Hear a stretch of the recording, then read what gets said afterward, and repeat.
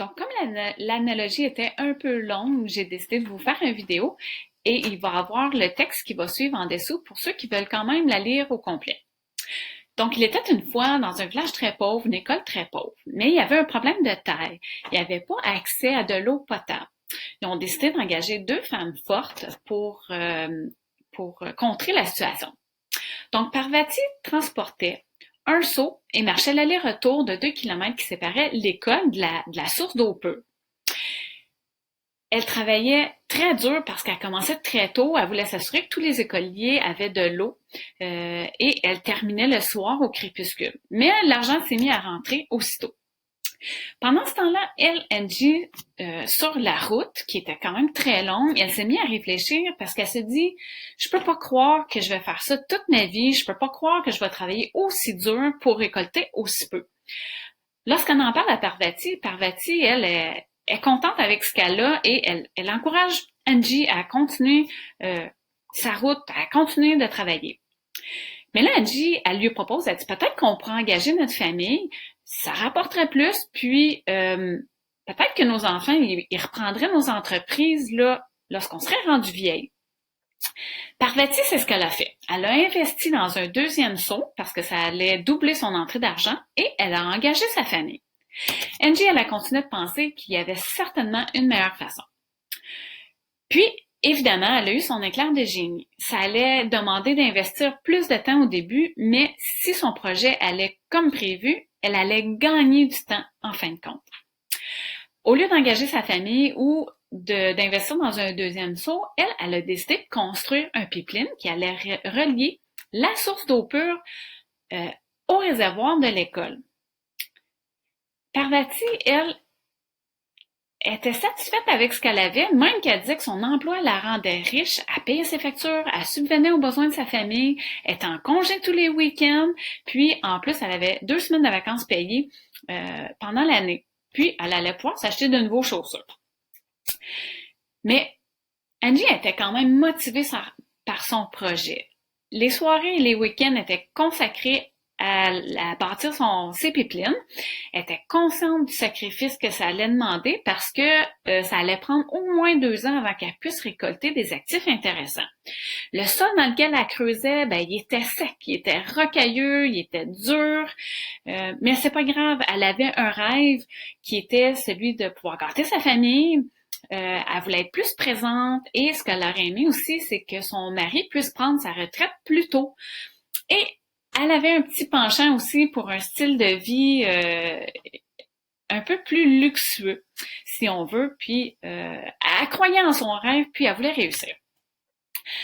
Parvati, elle voyait plus son amie Angie, plus beaucoup en tout cas. Puis elle continuait de recevoir tous les week-ends. Elle et ses amies femmes se rassemblaient, cuisinaient pour sa famille, puis ils adoraient ça.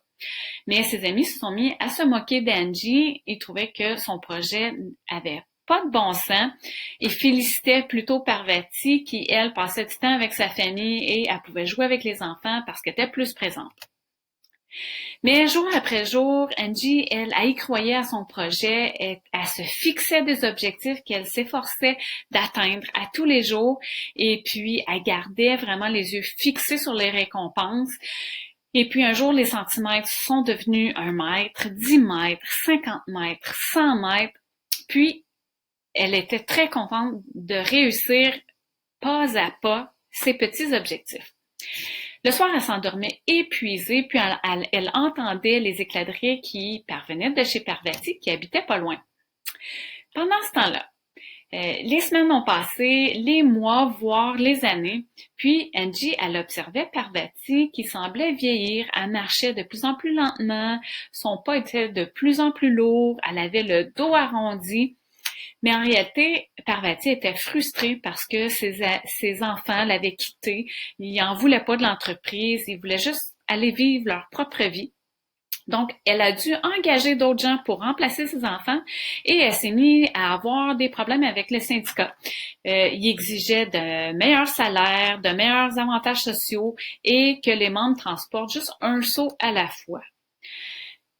Angie, elle a fini par achever son pipeline. Elle a organisé une énorme cérémonie officielle pour célébrer ça.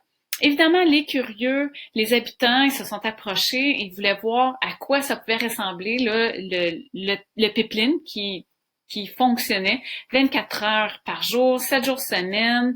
Euh, il était très émerveillé, il se réjouissait de voir ce projet qui avait fonctionné en fin de compte. Et puis, Angie, elle a fait une déclaration, elle a fait un discours où elle déclarait que son eau était beaucoup plus propre que celle de Parvati et elle savait très bien que Parvati avait eu des plaintes à ce sujet-là et elle avait aussi baissé son prix de 60%. Donc, elle était contente de pouvoir offrir une quantité, une qualité d'eau supérieure à moindre coût. Enfin, la prospérité. L'alimentation continue en eau a fait en sorte que ça a attiré les gens des autres villages qui se sont installés au village pour pouvoir avoir accès à cette école qui avait de l'eau potable. Angie, elle n'avait pas pensé à cette conclusion, elle n'avait pas pensé que ça pouvait amener une prospérité pour son village, mais elle était tellement fière de sa décision. Tout le monde l'appelait l'ange Angie. Donc, l'eau coulait dans le pipeline non-stop. Donc, l'argent aussi entrait dans son compte de banque sans arrêt. Là, tu dis, OK, c'est une jolie histoire, je comprends la patente, mais moi, je vous dis, elle n'est pas tout à fait terminée. C'est beaucoup plus grand que ça. Angie se dit, mais si on pouvait aider davantage, parce que si cette école-ci a besoin d'eau potable, c'est sûr qu'il y a d'autres écoles et même d'autres villages qui en ont besoin. Donc, elle est allée voir son amie Parvati elle a dit, Parvati, j'ai vraiment besoin de toi. Il y a une suite à mon plan. J'aimerais que tu écoutes. Parvati n'était pas très ouverte, était un peu frustrée, laisse-moi dans ma misère, mais Angie a su la convaincre, elle a dit, écoute, t'es mon amie, je suis pas là pour me moquer de toi, j'ai vraiment besoin de ton aide, je pense qu'on peut aider beaucoup plus de gens. Donc, à l'aide de ce schéma-ci, elle lui a expliqué, elle dit, écoute, elle dit, moi là, j'ai beaucoup appris, j'ai pris énormément de notes, à moi tout seul, je peux construire un pipeline par année. Mais elle dit, si je te l'enseigne à toi et à d'autres à construire des pipelines, ensuite, je vais pouvoir mieux gérer mon temps, mieux gérer les enseignements. Et puis ensuite, vous autres, vous allez pouvoir également l'enseigner. Ce que ça va faire, c'est qu'on va pouvoir prélever un léger pourcentage de chaque litre d'eau qui va couler dans ces pipelines. Et puis, ensuite de ça, plus l'argent va couler dans les pipelines, plus l'eau va couler dans les pipelines, plus l'argent va couler dans nos poches. Donc, Angie et Parvati ont pu prendre leur retraite. Ils voyaient le réseau mondial de pipelines déverser année après année des milliers de dollars dans leur compte de banque. Et parfois, en promenade, elles voyaient des femmes transporter des seaux. Elles s'arrêtaient, elles racontaient leurs histoires en leur offrant de bâtir des pipelines. Elles leur offraient leur aide pour construire des pipelines.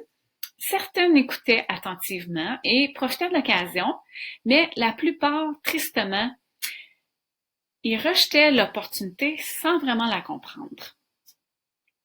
Et voilà, donc mon histoire est terminée.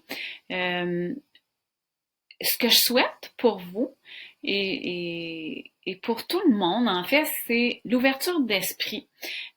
Soyez ouverts à ce qu'on vous propose dans la vie parce qu'on ne sait jamais quand ces opportunités pourront vous convenir.